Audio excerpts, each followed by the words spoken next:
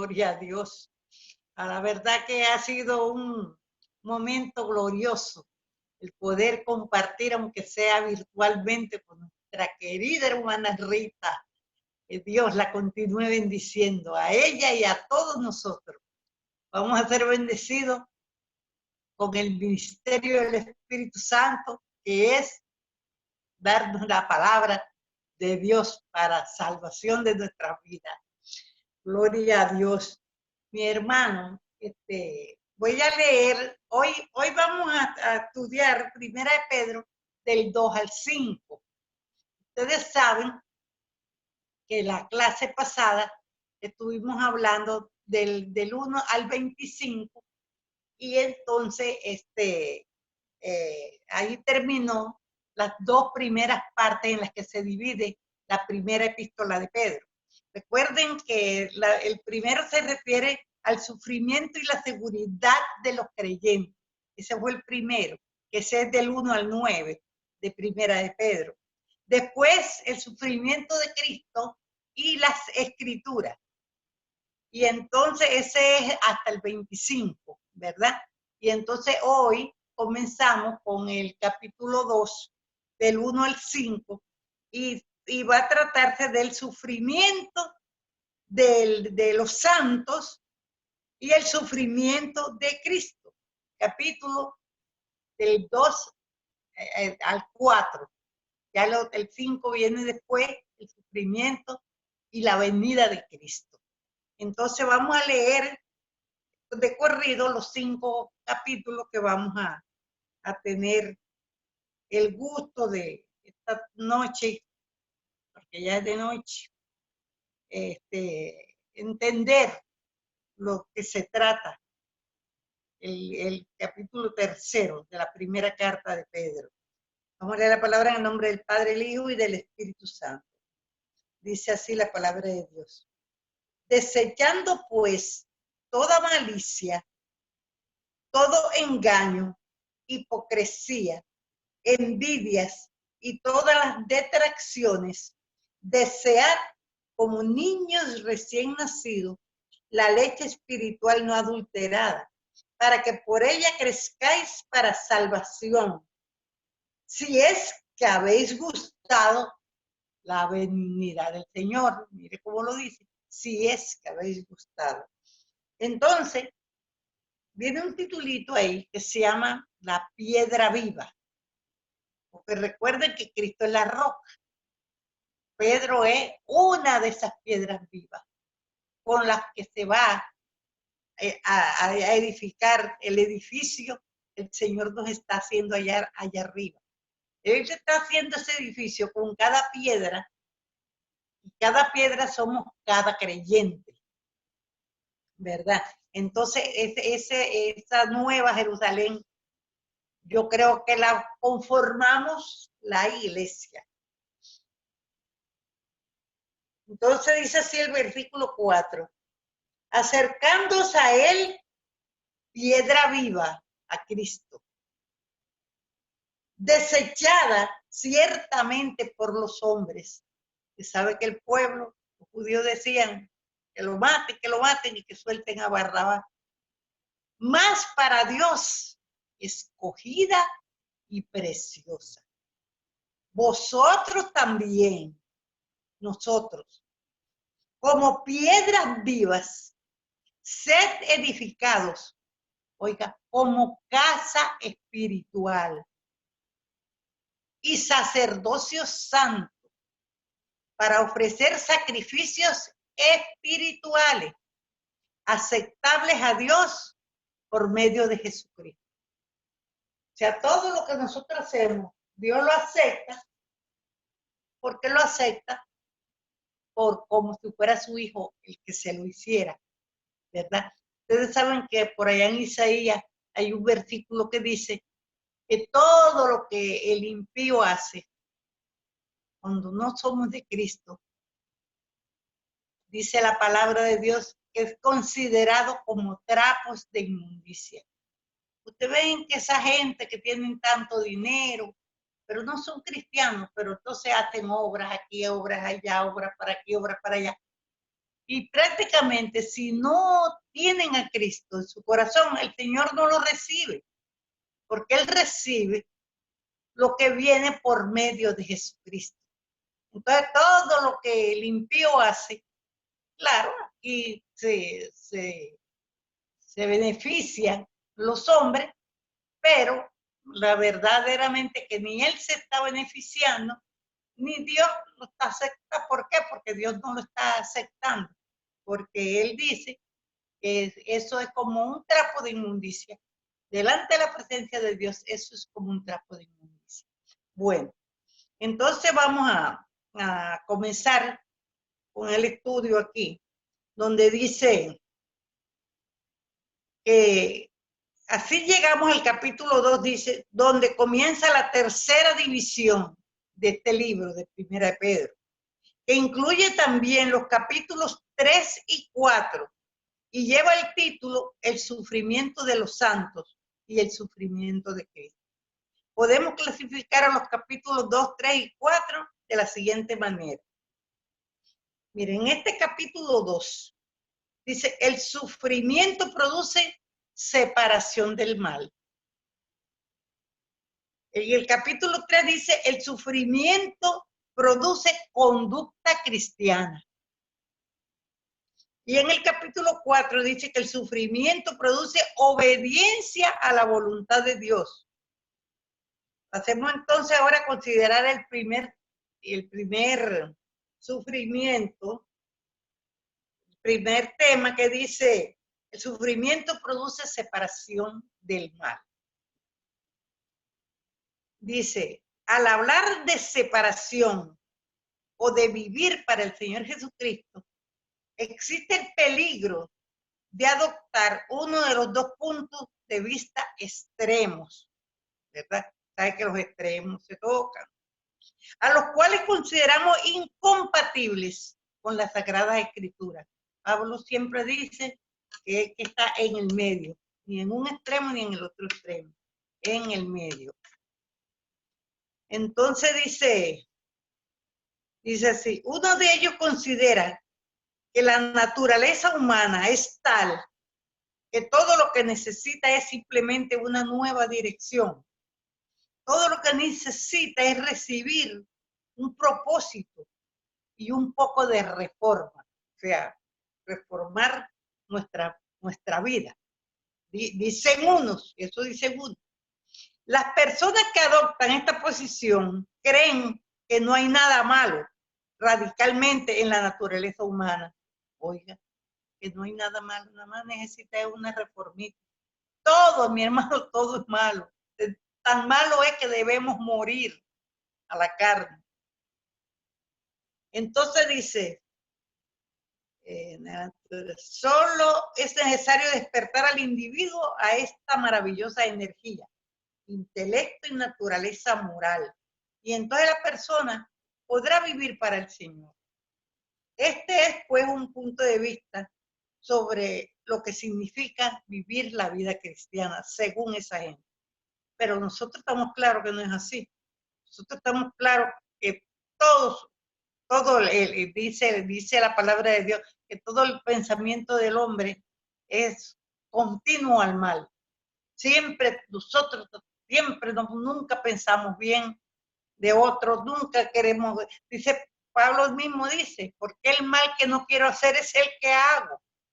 Es que el ser humano, bueno, cuando el Señor se arrepintió de haber creado al hombre en aquel tiempo, dígame si con solo que cambiar la mente y cambiar algunas cosas ya es bien. No es cambiar algunas cosas, es nacer de nuevo, es enterrar a ese hombre, no existe la carne, y comenzar a vivir una vida sobrenatural. El segundo punto de este extremo lo sostienen quienes creen que cuando uno nace de nuevo espiritualmente, recibe algo sobrenatural. Pero la persona que queda al margen, mientras Dios lleva a cabo en su vida todo lo que es necesario hacer, las personas tienden a adoptar una actitud muy piadosa. No parecen crecer espiritualmente ni desarrollarse para llegar a ser cristiano normal e íntegro.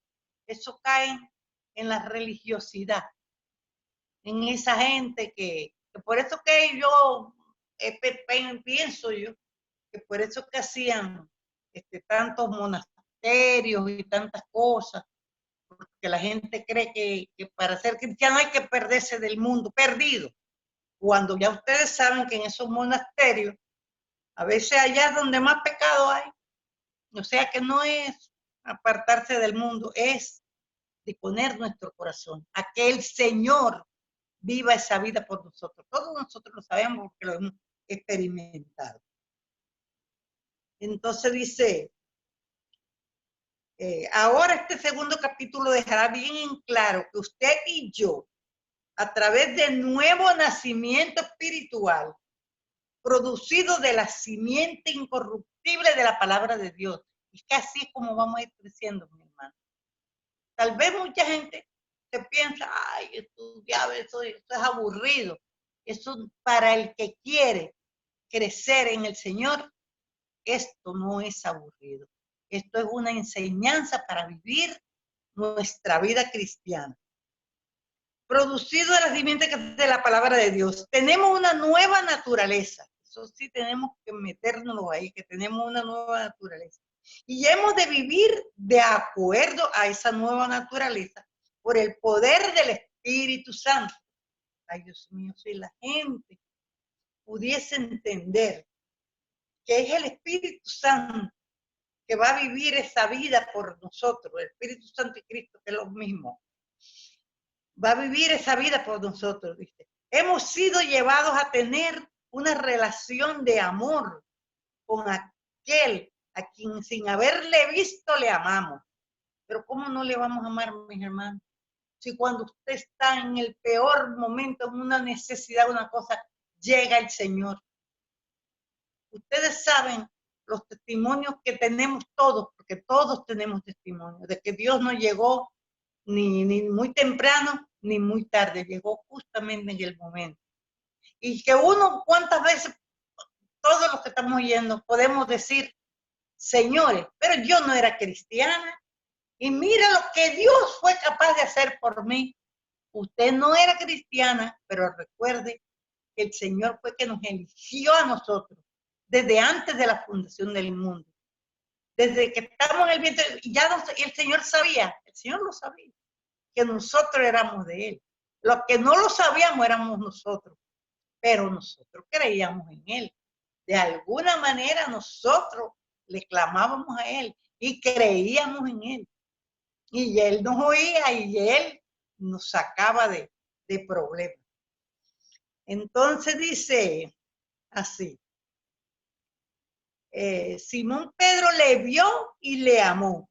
Y usted y yo, aunque no le hayamos visto, el Espíritu Santo nos puede hacer que Él sea tan real para nosotros y que le amamos también de esa manera. Usted sabe las veces que nosotros podemos decir, Dios mío, solamente me falta tocarlo, solamente tocarlo, es lo que me hace falta. Yo lo siento, lo veo. Gloria a Dios. Entonces dice, cuando usted nació de nuevo espiritualmente, ¿recuerda qué hermosa y dulce experiencia vivió? Claro que sí. En su segunda carta a los creyentes de Corinto, en el capítulo 11 y versículo 2, el apóstol Pablo escribió, porque celoso estoy de vosotros, con celo de Dios. Hermano, Dios es celosísimo. Así que ustedes saben, como digo yo, tal vez el ejemplo es malo, pero como estamos aquí en la tierra, podemos entender.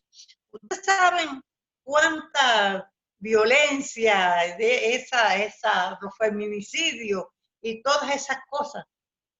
Mi hermano, muchas veces las mujeres somos culpables por andar provocando a celo a una persona que esté enamorada. Y entonces el otro se llena de tanto celo que dicen, si no es para mí, no es para nadie, y agarra y mata a una gente. Bueno, los celos del Señor no son esos celos, pues esos celos son diabólicos. Pero en ejemplo, viene siendo algo así.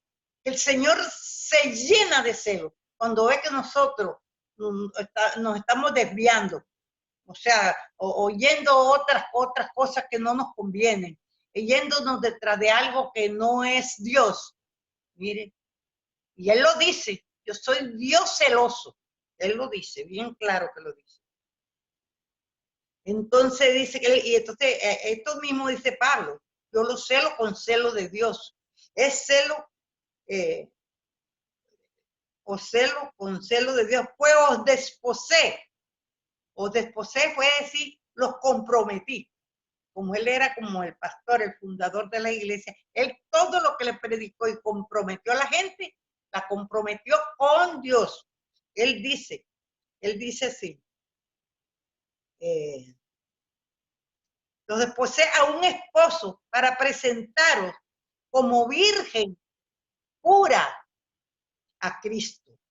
Pablo, todo lo que le enseñaba era para que la gente dejara toda esa vagabundería, vamos a decir así, y que nos limpiáramos de carne. Por eso, cuando uno dice, Señor, limpia de mí toda contaminación de espíritu, pues es cuando usted se va, que hay que un brujo que le dijeron esto, que y de cuerpo, cuando el pecado es con el cuerpo. Los creyentes de aquella ciudad de Corinto habían llegado a vivir dominados por su naturaleza humana. Su primer amor, ese amor de la luna de miel, se había terminado. Dios habló de estos mismos temas a su pueblo Israel antes de que fueran enviados al cautiverio en Babilonia. Mire lo peligroso que es perder el primer amor. El profeta Jeremías escribió en su capítulo 2, versículo 2, anda y proclama a los oídos de Jerusalén, diciendo que así dice el Señor. Oiga, eso cuando uno decía algo de parte de Dios, tiene que decir, así dice el Señor, porque estamos predicando la palabra de Dios. Nosotros, como dice Pablo, nosotros no nos predicamos a nosotros, a nosotros mismos, estamos predicando la palabra de Dios. Me he acordado de ti, le decía el Señor a su pueblo Israel, antes de llevárselo al cautiverio. Me he acordado de ti, de la fidelidad de tu juventud, cuando la gente comienza, tiene mucho de este primer amor, del amor de tu desposorio, o sea, cuando nos comprometimos, cuando andabas en pos de mí en el desierto, cuando él se llevó al pueblo de Israel, con Moisés en el desierto. En principio, cuando salieron de Egipto y cruzaron el Mar Rojo, entonces cantaron una canción de alabanzas al Señor. Una canción que decía, cantaré yo al Señor porque se ha cubierto de gloria. Ha echado en el mar al caballo y al jinete. ¡Ay, qué bueno! Como podemos leer en el capítulo 15 de Éxodo, versículo 1, donde dice, sin embargo, no pasará mucho tiempo antes de que comenzaran a quejarse de Dios. Y él recordó esos tiempos. Mire, el Señor siempre recuerda. Esto lo podemos hablar por nosotros mismos. Todos fuimos jóvenes, todos nos enamoramos alguna vez, todos, ay, qué bueno, en un principio todo uno, ay, quiere estar con ese novio y quiere, bueno, tanto que quiere estar con el novio que hasta se casa la gente para estar con la persona. Pasado el tiempo, ya se va, ese primer amor se va. Pero se puede ir el de la carne, mis hermanos, pero Cristo no lo acepta, él no acepta eso. El día de hoy, una verdadera separación se apoya en el hecho de que usted ha nacido de nuevo, que tiene una nueva naturaleza y ahora ama a Jesucristo. Su amor por él le impulsa a querer agradarle. Tenemos que dejar de hacer las cosas por rutina. Recuerde que la iglesia de Éfeso, eso fue lo que le pasó a Timoteo, que estaba tan asediado de tantas cosas en esa ciudad de Éfeso, que él ya hacía las cosas como automático. Ay, que mañana hay que servir el vino de la Santa Cena, hay que servir a las 8 de la mañana, que hay que hacer esto, todo fue tan mecánico, todo era mecánico, no era por amor. Y ustedes saben que a la iglesia de Éfeso le quitaron al candelero, la iglesia no existe. ¿Por qué? Porque perdieron su primer amor. Tratemos, mis hermanas, y luchemos, porque uno le da órdenes al alma, como decía David, alma mía, alaba a Jehová. Alma mía, todavía tienes que alabarle. Tenemos que darle órdenes cuando nos estemos viendo así, con desánimo y con cosas. Démosle orden al alma. Sin embargo, dice aquí, el gran objetivo en el propósito de Dios es tener individuos salvos. Mire cuál es el objetivo. El objetivo es tener individuos salvos. El Señor no quiere que nosotros nos perdamos. El objetivo de Dios es, nos sacó del mundo, ahora tengo que luchar para que esta gente se mantenga salva, para que no resbale. Entonces Dios tiene siempre esa preocupación con nosotros. Si ve que nosotros nos vamos a ir descarriando por algún ladito. No solo del juicio, oiga, Él no nos hizo salvos del juicio ni del lago de fuego, sino salvados del sistema actual del mundo del mundo. De eso es que el objetivo que tiene el Señor de separarnos, Dios mío. ¿Cómo? Digo, no como yo hago, porque es facilito para Él. Pero, como decíamos en un estudio de Timoteo, que aunque el apóstol Pablo sabía que él podía orarle, ay Señor, enciéndele el fuego a Timoteo, no. Él sabe, como Dios sabe, que ese Espíritu Santo que vive en nosotros somos los que tenemos que pedir. Somos nosotros. Señor, no permitas que se muera el primer amor. Señor, no permita que yo me deslice hacia el mundo. Señor, no permite el desánimo. Eso no son cosas de Dios. Él los quiere salvos. No solo para ir al cielo dentro de poco tiempo, sino para satisfacción. Ay, Dios mío, Señor. Mire qué cosa más linda. Sino para satisfacción inmediata del corazón de Cristo. Ay, hombre. El papá, usted se imagina que usted tenga un hijo y que entonces el hijo tenga una novia y usted lo vea enamoradito de esa novia y que esa novia lo desprecie, ya no quiere estar con él, ya no quiere. Mire, eso duele ver a un hijo de uno sufrir por una persona y que la persona ya no lo quiera y que ya esto, mire, entonces como dice, el corazón de Dios, el motivo de Dios de celarnos a nosotros, de querer que seamos salvos, no del lago de fuego, no del juicio de Dios, no de esto, sino de la alegría de Cristo, para que cuando Él nos vea, que le amamos y que estamos con Él para servirle, entonces Cristo se alegra. Y esa es la alegría, esa es la satisfacción del Padre. Mire qué cosa más linda esta. La obra de Cristo en la cruz resolvió cualquier duda o asunto pendiente que el pecado había introducido entre Dios y nuestra alma. El futuro se presenta brillante con la gloria de Dios y nosotros hemos sido incluidos en el valor de esa obra de redención. Hemos sido renacidos espiritualmente y nadie, ni siquiera Satanás, puede cambiar esta realidad. Olvídese de eso. Ni Satanás puede cambiar esta realidad. Por eso es que nosotros, óigame, usted sabe lo que fuera, que no, una gente tiene que llegar a hablar con aquel para que cambie la novia, para que quiera el hijo. No, no, no, no, no. Eso tiene que nacer de nosotros mismos hacia Cristo. Entonces dice, sin embargo, ¿cómo nos estamos comportando hoy en nuestras vidas cristianas aquí en la tierra? ¿Cómo? ¿En qué estado se encuentra nuestra relación con nuestros hermanos? Óigalo bien. ¿Cómo es la relación? ¿Usted cree que hay hermanos que puedan estar enemistados, que puedan estar bravos el uno con el otro, sabiendo que eso le duele a Cristo? No, no, no. Porque así como Cristo vive en mí, así Cristo vive en ti también.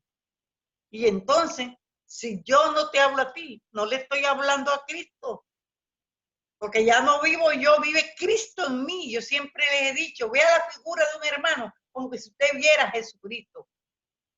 Y cualquier cosa que ese hermano haga, acuérdese que Dios dice que él aborrece el pecado, pero ama a la persona. Él ama a la persona. Y él quiere que eso sea algo que uno se meta aquí, en la memoria, de que no es la persona, es el Cristo que vive en esa persona. Entonces dice, con nuestra relación con los hermanos en la fe y con el Señor Jesucristo.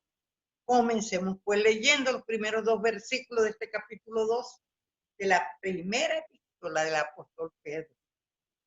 Desechad pues toda malicia. Ahorita vamos a ver lo que es la malicia. Todo engaño, hipocresía, envidias y toda difamación. Y desead como niños recién nacidos la leche pura de la palabra, para que por ella crezcáis para salvación. Es que no podemos esperar que Dios haga todo por nosotros. Es lo mismo que yo les vengo siempre diciendo. Nosotros tenemos que hacer nuestra parte. Él ha dispuesto a que hagamos ciertas cosas por nosotros mismos. En primer lugar, debemos dejar de lado ciertas cosas. En su carta a los Efesios, capítulo 4, versículos 22 y 25, el apóstol Pablo dijo, en cuanto a la pasada manera de vivir, despojaos del viejo hombre que está corrompido, oiga, por los deseos engañosos. Por eso, desechando la mentira, hablad verdad cada uno con su prójimo, porque somos miembros los unos a los otros. Usted sabe que si él está poniendo cada persona que se convierte en una piedrecita viva, armando allá la Jerusalén celestial, armando con cada piedrecita, se va poniendo. Y esa piedrecita, él está ahí formando su cuerpo, mi hermano, formando su cuerpo. Para él, lo mismo es la piedrita esta, que esta otra, que esta otra, que esta otra. Porque esta es una mano mía, esta es un pie, esta es una rodilla, todo es importante. Vamos a ver quién quiere de ustedes que le mochen una mano, que lo que sea que le duele en el cuerpo, es a una sola persona que le duele. Y déjeme decirte que todo el mundo dice que el dolor y todas las cosas que uno siente vienen de la cabeza, vienen del cerebro.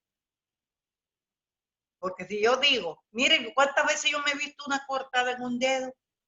Y ya no me dolía porque yo no me la había visto. Y cuando me la vi, ¡ay! Entonces es que me empieza a doler. O sea, el cerebro es el que da las órdenes al cuerpo. Entonces, Cristo es la cabeza. Ahí es que está todo lo importante. Y el cuerpo. Somos nosotros, estamos unidos todos.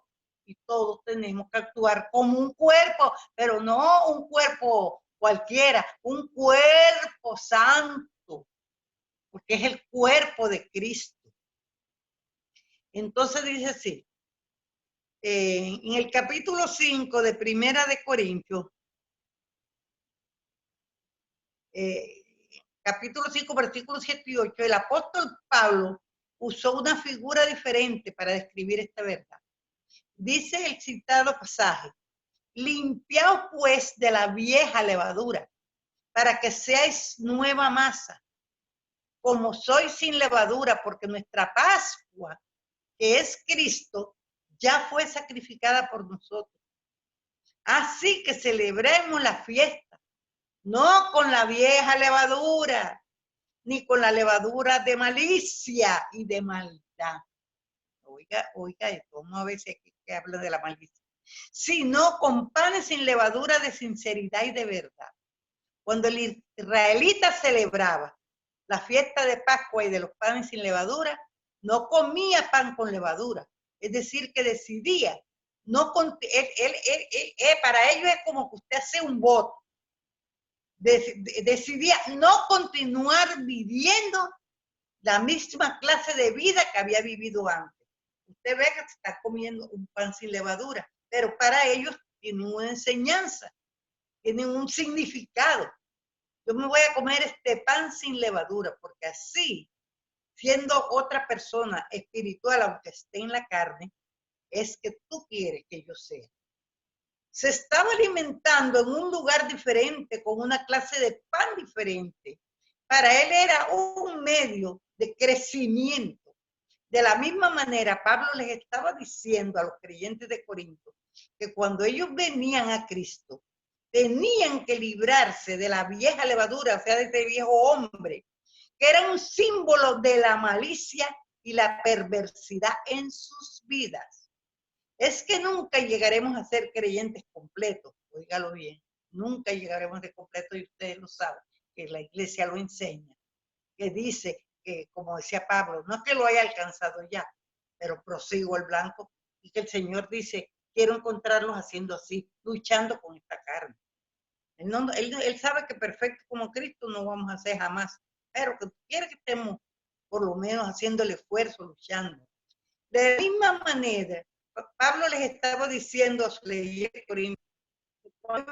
que tenían que librarse de la vieja levadura, que era un símbolo de la malicia y la perversidad de sus vidas. Es que nunca llegaremos a ser creyentes completos, maduros en esta vida, porque siempre tendremos con nosotros esa vieja naturaleza. Y en el versículo 1 que hemos leído dice, desechad pues toda malicia. Ay, para que sea. Ahora, ¿qué es la malicia? Ajá. La mejor definición que hemos encontrado la describe como enojo congelado o anquilosado. Sí, anquilosado, palabra como rara. O sea, no común. Implica el tener un espíritu que no quiere perdonar. Óigame cómo es que se está traduciendo aquí lo que es la malicia. Estimado oyente, ¿está usted guardando amargura? Oiga, rencor o resentimiento en su corazón. Fíjese, tener amargura, tener resentimiento, tener falta de perdón en su corazón y usted encontrarse con el hermano y decirle, hermano, yo lo amo. Ay, mi hermano, yo lo quiero, pero yo sé que si yo no lo quiero, yo no voy a entrar al reino de los cielos. Y muchas veces eso es mentira. Está por dentro diciendo, ese me hizo este me hizo lo otro, este me hizo paquete. Eso es malicia. Y por eso es que dice en el capítulo 1, deja toda malicia, porque eso es una malicia del diablo.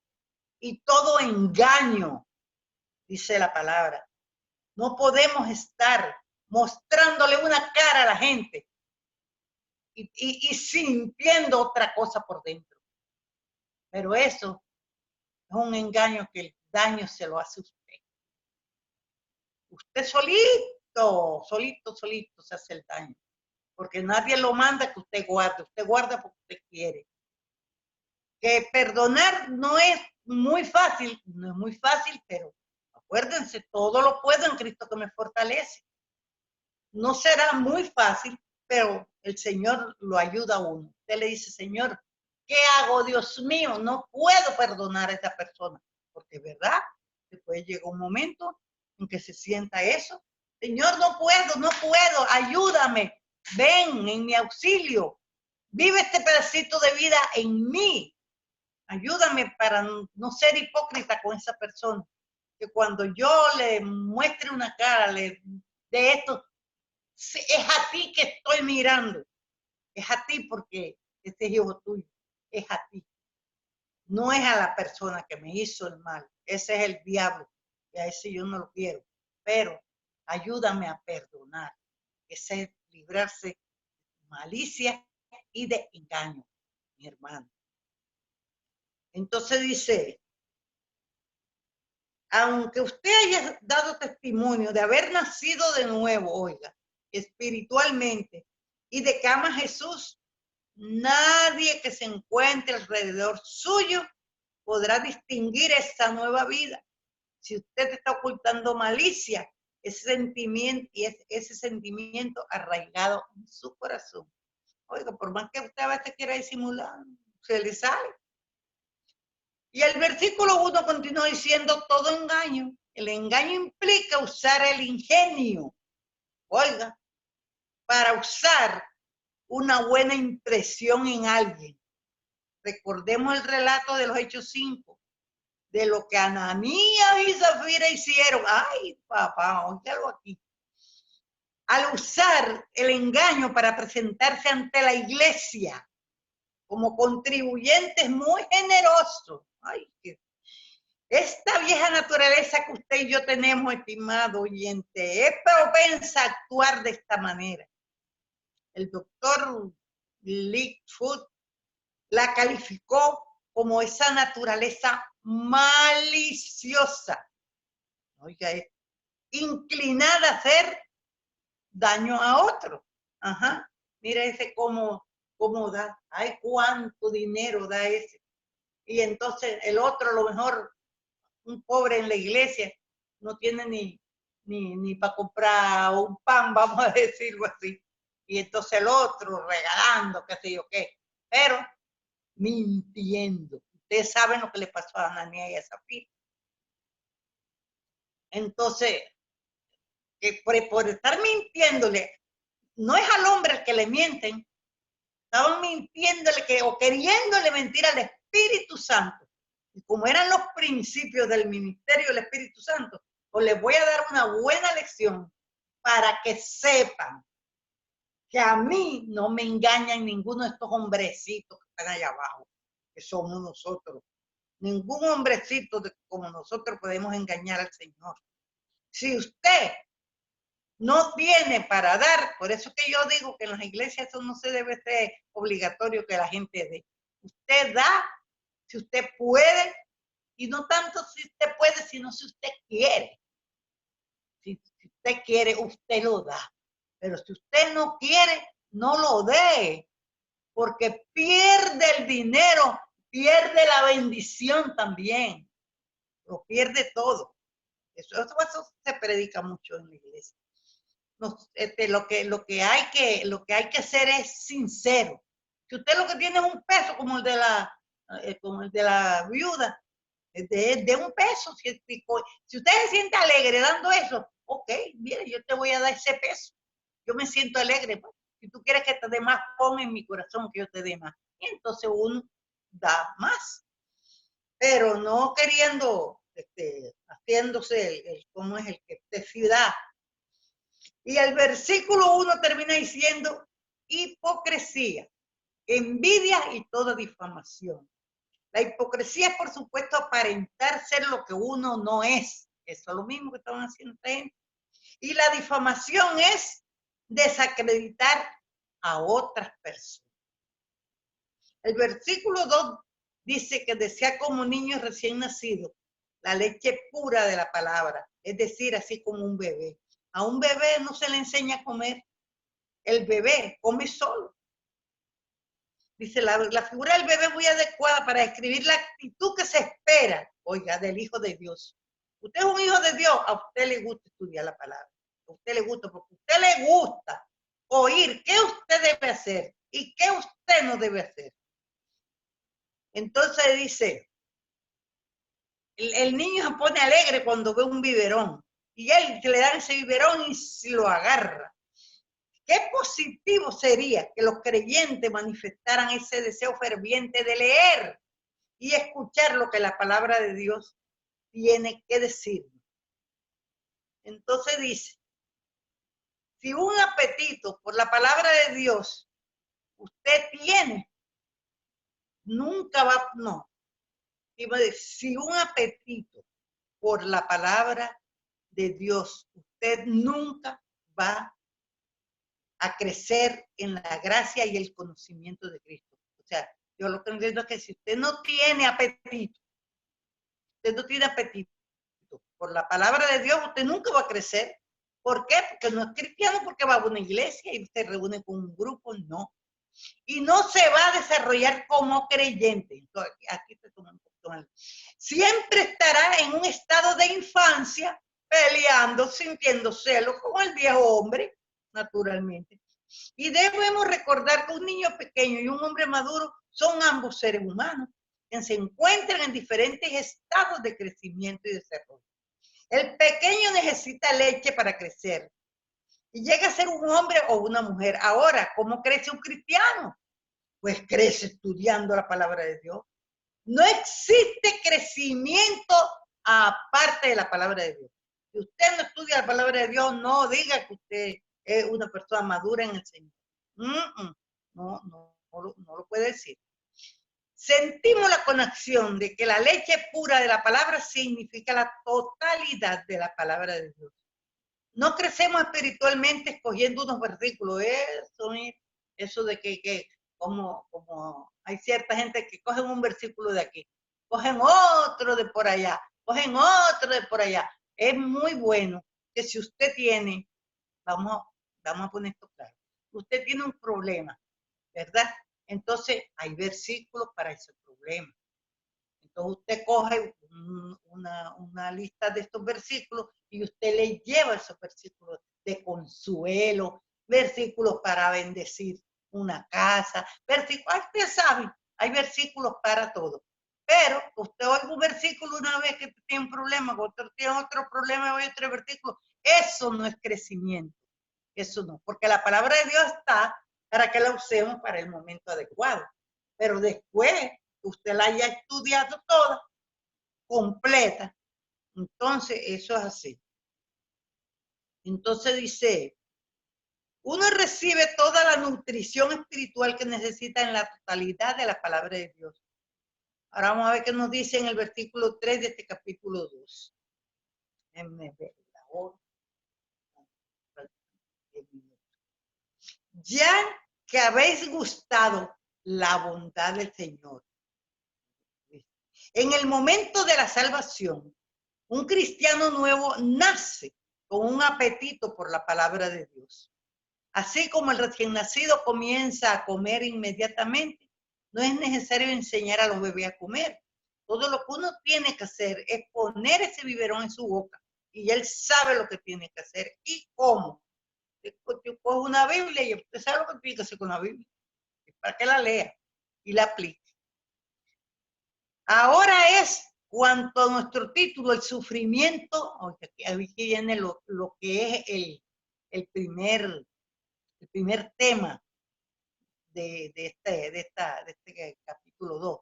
El sufrimiento produce separación. Pero mire, vamos a ver qué interesante es la separación. Surge la pregunta, ¿cuál es la verdadera separación? No se trata de ir a ciertos lugares y evitar ir a otros. Muchos cristianos creen que de esa manera se separan del mundo, lo que le decía ahorita de los monasterios. Y estos sitios donde la gente que se van por allá. Pero nos encontramos en el mundo, en el cual Dios nos ha colocado. Y debemos vivir en él, aunque espiritualmente hablando no pertenezcamos a este sistema mundano. Por ello, al hablar de separación, nos referimos a una separación personal e interior que se reflejará en la pureza de nuestra vida cristiana. ¿De qué que usted se tiene que separar? La malicia, la envidia, la hipocresía, la difamación, el egocentrismo. Estos son los sentimientos y prácticas de los cuales debemos separarnos. ¿Se da cuenta de qué es que nos tenemos que separar? No es que tampoco nos vamos a meter en el mundo, no, ya lo dije anteriormente. Y todo el Espíritu de Dios actuando dentro de nosotros producirá esa clase de separación. Claro, el Espíritu Santo no se va a mezclar con toda esa malicia y esa cosa. Hasta que estemos dispuestos a dejar de lado esos sentimientos y actitudes. Nunca creceremos hacia una madurez cristiana. Ahora en el versículo 4 de este segundo capítulo dice, acercándoos a él, piedra viva, desechada ciertamente por los hombres, pero para Dios escogida y preciosa. Vamos a volarnos un poco de cosas. Vamos a leer un pedacito de aquí. En el mismo Evangelio de Mateo, capítulo 21, versículos 42 y 44, Jesús se refirió a sí mismo como una piedra.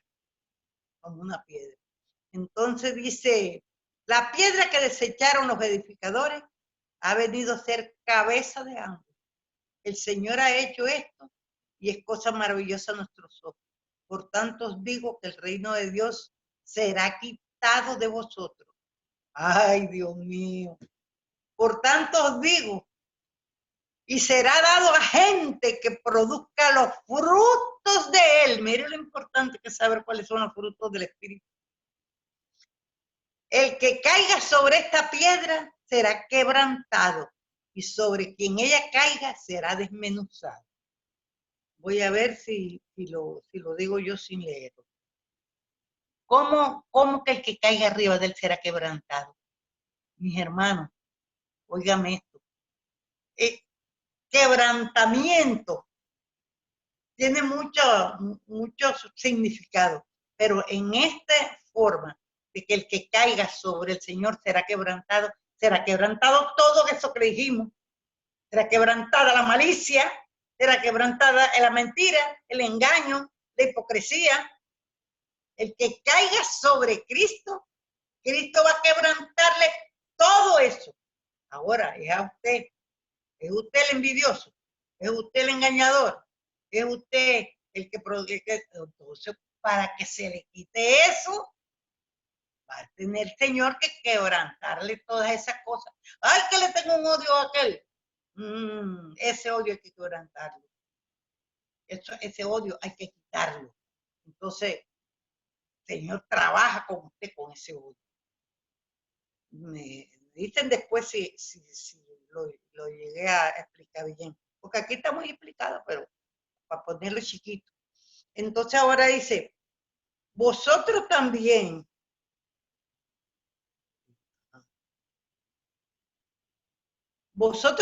como piedras vivas, sed edificados como casa espiritual y sacerdocio santo para ofrecer sacrificios espirituales aceptables a Dios por medio de Jesucristo. Bueno, esto está muy largo, pero ya eso es fácil de entender. Ustedes saben, vuelvo yo a decirle lo mismo en el principio, somos ya edificados como casas espirituales. Ya nosotros no podemos guardar todas esas cosas dentro de nuestro corazón. No deben estar, porque el Señor dice aquí que somos edificados como casas espirituales y sacerdocio santo. Entonces vimos que usted va a ser quebrantado, para terminar con esto, va a ser quebrantado, pero va a ser quebrantado todo lo malo que hay en usted. Eso va a ser quebrantado. Pero el que no se someta a ese quebrantamiento, la piedra le va a caer encima y lo va a desmenuzar. Nosotros tenemos la historia de Daniel, donde dice que Daniel vio una piedra que cayó del cielo y sin que mano la cortara, y cayó sobre los pies de una estatua y lo desmenuzó todos los pies de todas estas cosas, que era hierro y barro, que somos, como somos los hombres, y la desmenuzó.